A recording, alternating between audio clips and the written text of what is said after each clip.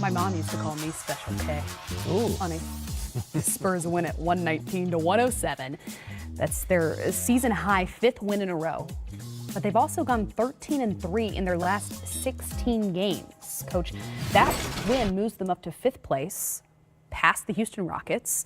What is it that stands out about the way this team is playing right now and hitting their stride halfway through this season?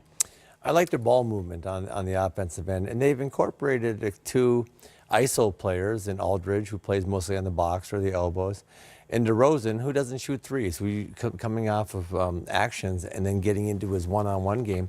But they've incorporated those 2 guys in how they play alongside of some good three-point shooters now. And they've changed their lineup a couple times. Pop's twisted some stuff around.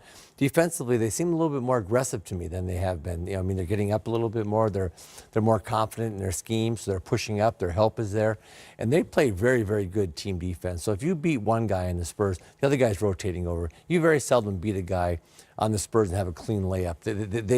They come over, they rotate, they shift, they scramble very well. But it's their ball movement. I like the fact that we talked about it earlier. They're shooting 5 percentage points higher as a team in this run, 13-3. You know, you're taking about 100 shots a game. You're making 5 more shots a game. Yeah, that's huge, exactly. And you're talking about some of those being threes too, because they stopped having a lot of the poorer shooters shooting a lot of threes. Their top guys are knocking down threes, but I like their body and ball movement and just how they're playing. They're hitting stride. They had a whole new team this year, a whole new look. It took a little while to find it, but again, I've said this a million different times. It's Pops is the gold standard in this league for coaching, and he'll find a way. You give him enough time, and he's around that team enough, he'll figure out. Well, speaking of the Houston Rockets, which is the team that the Spurs just left over in the Western Conference, and the Denver Nuggets, the team sitting atop the Western Conference, the Rockets hold the 10-point lead at halftime, 70-60. James Harden, unsurprisingly, is leading the way with 18 points. He's got 7 assists as well. Let's bring in, again, the czar of the telestrator, to break down, though, what Nikola Jokic has done thus far. Not just what he's done thus far, because he does have 15 points in this one. He also has 7 turnovers. What, though, stands out about his game and what makes him so effective when he is effective? Let's take a look at the versatility that this young man has. He's very skilled, and they use him all over the court, not just send him down low because of his height. They take advantage of the things that he can do. First, let's look at him as a passer, as a distributor. They'll start him in the low post area, knowing that he can score down there. But he looks over his shoulder, reads the defense. It's a one-on-one with Capella until Tucker comes. As soon as Tucker comes, he drops it off to Millsap for the little short shot on the inside. Let's take a look at him in that post area, get him the ball, and the aggressiveness that he has. Look everything over, start to make you move. Yeah, it's a miss, but he goes right back after it, comes up with the offensive rebound, and then scores. Then on the outside, dribble handoff. I'm going to go down and post up the smaller Tucker. Tucker beats him up a little bit in that post area, so, okay, I don't want to get in a fight. I'll just step out behind the three-point line and watch this one from well behind the three-point line as he knocks down the 3. So a number of different facets to his game, a very skilled young big man, a guy who I believe I heard you people say could be in the MVP discussions at the end of the season. Well, in our discussion, Yes, anyway. yeah. If we're talking about it, then he's in the conversation, right? If they end up with the best record in the West, they'll have to talk about Jokic as an MVP candidate. Mike, how is he? He has 7 turnovers. What's Houston doing to cause him to turn the ball over? He's usually pretty steady with the ball. He gets a little loose once in a while, but he's usually pretty steady. What we see them doing is they're waiting, and he puts it on the floor. 1 dribble, 2 dribbles, and then they come after him from the blind side, hoping that he'll either spin back into that oncoming defender, or the defender has gotten a hand in there 2 or 3 times, which has caused him to fumble it, lose control of the basketball. So they're trying to frustrate him after he puts it on the floor. When he catches and looks around, they stay at home. But once he starts to put it down, he's taking the contact from the body of Capella. And then, as you know, Tucker's very physical. When he comes after him or one of the other Houston defenders, they've caused him a little bit of concern. Mike, that's one of those guys when you work with the big guys.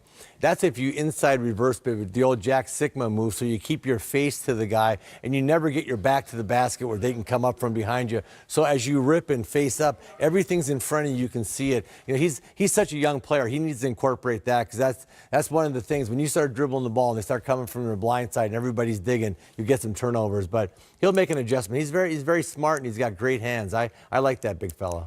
It always puts tremendous pressure on the defender when the offensive man turns and faces up, because now he becomes that triple threat. All right, thanks, Coach Fratello. We'll check back in with you. The big news around the NBA over the last 24 hours has been the firing of Wolves president and head coach Tom Thibodeau. The Wolves are under 500 and 2 games back of the 8th seed in the Western Conference. Interim head coach Ryan Saunders addressed the media earlier today. Definitely didn't expect to be standing here. I'll first off say how much I respect Coach Tibbs and Coach Andy Greer as well. It's tough when you spend so much time with people, on the road or just in general, and then you see you're not going to see those people as much anymore. That's a tough thing. So I'm thankful for the opportunity, though. And moving forward, I'm looking forward to seeing progress on the court and helping grow this team. Tuesday on NBA TV, it's players only, baby, as Dennis Scott would say. We've got a doubleheader starting with the Wolves and Thunder at 8 Eastern, followed by the Knicks and Warriors at 10:30. Your coverage starts right here at 7:30 with the Auto Trader pregame show. So to help me break down the first of that doubleheader, the czar, Mike Fratello, joins me to talk Timberwolves halfway through this adversity-laden season, we'll call it. What's a realistic expectation for this young team? This was a team who was just starting to find its way, 5-3 in their last 8 games. One of their 2 young stars has been playing out of his mind lately, and that's Karl Anthony Towns. The last game, both young guys, Wiggins and Towns, go for 28 points apiece. When you look at their roster, it's kind of an interesting blend. You have 7 players with 5 years or less experience. Then at the other end of the spectrum, you have 4 players with 9 and 10 years of experience. But let's face it, obviously their future is Karl Anthony Towns and Wiggins. They've played exactly the same number of home and away games. They have 21 home left, 21 away left, as they take this 19-21 record. And yeah, they're not in the playoffs as it was tonight, but they're only 2 games out of the 8th spot. So Ryan coming in, taking over for Tibbs, he's got a tough assignment here, because now you've got to get these guys to buy in. And without knowing how much involvement he's had with these young guys, I would think he's had a lot of time with them in development, that type of thing. They know he's a basketball guy. He's done their scouting reports and preparation for them for a couple of years now. I would think that they would give him a lot of respect. He's got Ed Pinckney, Malik Allen alongside of him to help him out, and that's their job, to help this young man out. He's got an interesting challenge in front of him. Well, you mentioned if the playoffs were to start today, they would be on the outside looking in. But because of the parity in the Western Conference through the first 40 games this season, is a playoff push realistic? I think it's realistic, but obviously the key is health, injuries. Can they go through the second part of the season without any seriously long stretches of key guys being out? Get Covington involved, get Saric involved with this team since the trade took place. If Towns keeps playing like he's playing, that's a huge plus for a young guy coming in when you got a guy who's averaging over 28 points a game for the last 8 games. Well, you mentioned the split right down the middle with home games and away games, and the next 8 games actually look exactly like that as well. They're split at home and on the road, starting with tomorrow night's matchup at OKC, before they then return to Minnesota to host the Mavericks and the Pelicans this weekend, a couple of teams that are also vying for playoff position. If I was a head coach stepping in, okay, an interim coach, I would have picked a little bit different opponent than Oklahoma City for my first game to break in. Yeah. But welcome to the NBA. Yeah, surprise. Yeah. Welcome. All right, well, I'm going to head over to the other side of the court, and we're going to talk a little bit about, the flip side of this matchup, the Oklahoma City Thunder, with our Hall of Fame head coach, Kevin McHale. Coach, when you look at what's made the Thunder successful thus far this season, we talk, of course, a lot about the statistical performances that Russell Westbrook has put up in an MVP caliber season, but Let's talk about Paul George and their defensive prowess. Yeah, I like Paul George. Paul George is really playing well right now. He's at the level where everybody even defers to him. Even Russell Westbrook, when Paul gets going, they give him the ball and let him create shots for himself. And at late in games, they're giving the ball to Paul to finish out games for him. So I like him. But what I really like about OKC is their defense. There's a couple things that they do. They lead the league in deflections, so they're long and they get out in the passing lanes, and you're seeing right now Paul George knock down shots. And their ability to defend though is what got me excited. They get their hands on lots of balls, whether it be deflections, block shots, and it turns the points really quickly. They have Steven Adams in the middle that can really control the paint, and he's going to bump and bruise you as you see these guys get steals galore. And big Steven Adams holds down the paint. And then they can switch a lot of stuff. I like the teams that can switch. They not only switch, they switch to deny. So as picks come down, they get up and they deny the passes. That's why they have so many deflections. So I'm more excited about their defense this year than of anything else. I haven't really bought into OKC the last couple of years. They're just impossible for me to like. They play so well, then they play so bad at times. They're just up and down. But their defense right now has got me believing that they could really make a playoff run.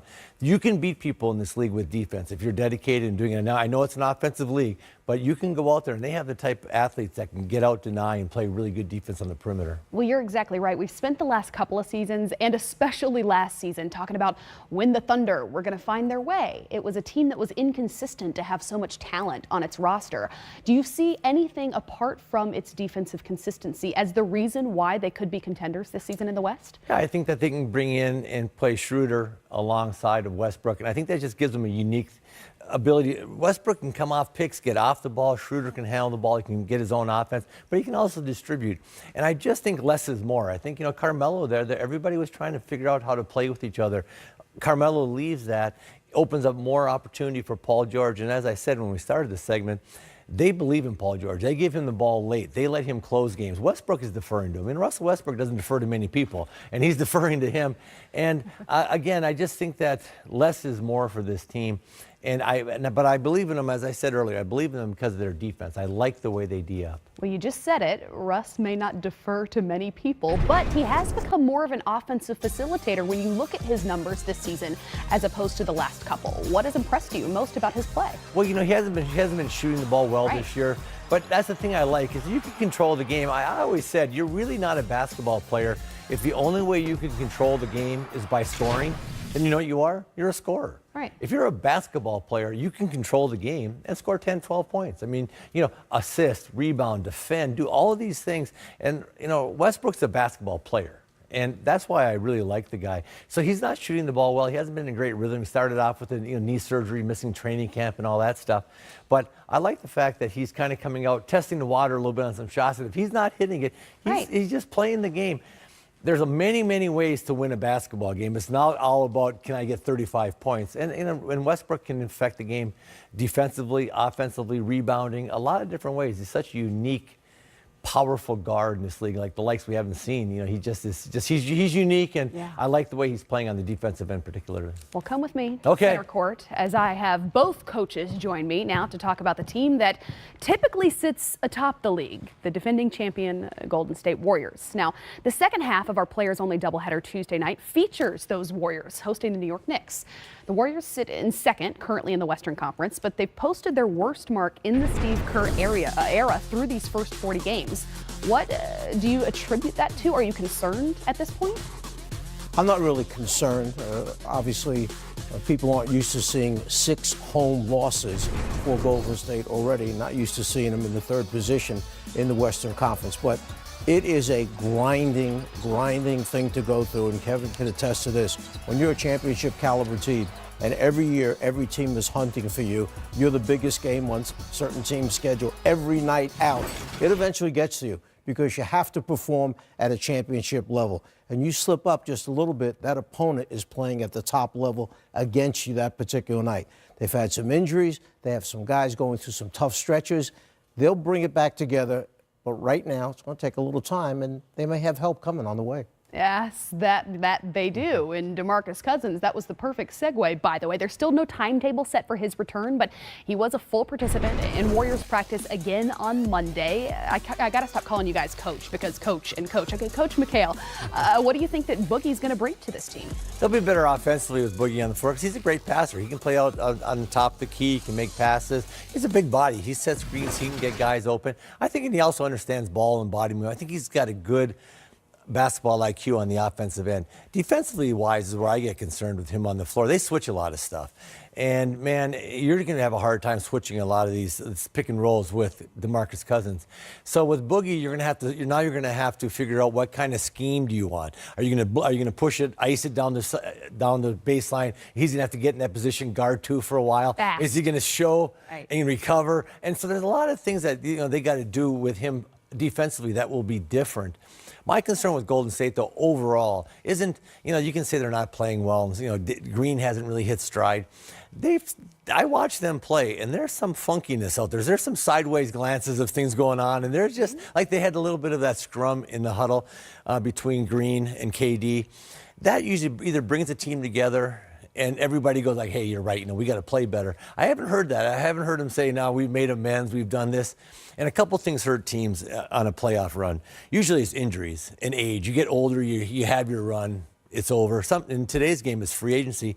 And then, man, it's internal bickering. That's the one that I'm always worried about, because everybody starts looking around thinking, man, who's going to be here next year? What's going on next year? Is KD going to, all this stuff. And that hurts a team. You got to be singly focused to win a championship, and that's win every single game you play in and compete at a high level every night. Well, we're going to be back with a whole lot more from our NBA TV studios next, including live looks from around the league. Elsewhere on this 8-game Monday night, the Spurs are looking to extend a 4-game winning streak as they head to Detroit to take on the Pistons.